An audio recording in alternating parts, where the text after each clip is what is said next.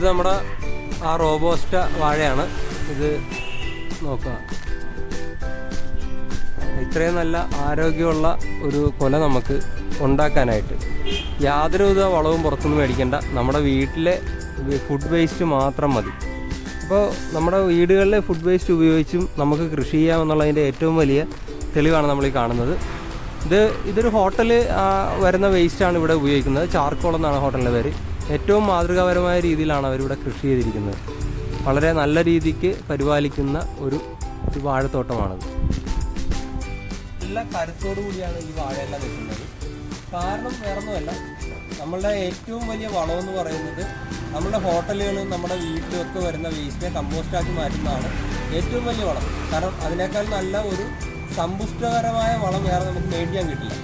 അപ്പോൾ ആ വളം ഉപയോഗിച്ച് കഴിഞ്ഞാൽ തന്നെ നമുക്ക് ഏതാണ്ട് ഇത്രയും നല്ല റിസൾട്ട് നമുക്ക് ഉണ്ടാക്കിയെടുക്കാൻ പറ്റും. ഇവിടുത്തെ നമ്മുടെ വാഴത്തോട്ടം നോക്കുക, അത്യാവശ്യം എല്ലാം തന്നെ നല്ല ആരോഗ്യത്തിലാണ് നിൽക്കുന്നത്.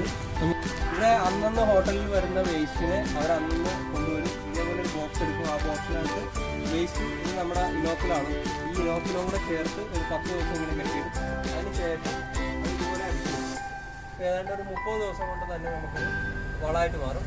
ഈ വളമാണ് നേരെ എടുത്ത് നേരെ വാഴയുടെ ചുവട്ടിലേക്ക് ഇട്ട് കൊടുത്തിട്ട് നന്നായിട്ട് നനച്ചു കൊടുക്കുന്നത്. അപ്പോൾ അവിടുന്ന് ജനറേറ്റ് ചെയ്യുന്ന വേസ്റ്റ് ഇവിടെ വരുന്നു, അത് വളമാകുന്നു, അത് നേരെ വാഴയ്ക്ക് പോകുന്നു. അത് വീണ്ടും ഒരു ഉൽപ്പന്നമായിട്ട്, ഒരു പച്ചക്കറിയായിട്ട് തിരിച്ച് അവരുടെ ഹോട്ടലിൽ തന്നെ ഉപയോഗിക്കാനുള്ള പഴമായിട്ട് അവർക്ക് തിരിച്ചു കിട്ടുന്നു. അപ്പോൾ ഏറ്റവും നല്ല വളമാണ് ഹോട്ടലിലെ വേസ്റ്റിൽ നിന്ന് നമുക്ക് ഉണ്ടാക്കാൻ പറ്റുന്നത്. അത് ഉപയോഗിച്ച് കൃഷി ചെയ്യാൻ പറ്റുമെന്ന് പറഞ്ഞാൽ നമുക്ക് 5 പൈസയ്ക്ക് പുറത്തുനിന്ന് പിന്നെ വളം മേടിക്കേണ്ടി വരുന്നില്ല.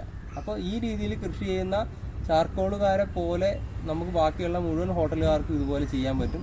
അപ്പോൾ അവരെ പോലെ ചെയ്യാനായിട്ട് ബാക്കിയുള്ളവരും കൂടെ ശ്രമിക്കുക. അപ്പോൾ അടുത്തൊരു വീഡിയോ ആയിട്ട് കാണുന്നവരെ നമസ്കാരം.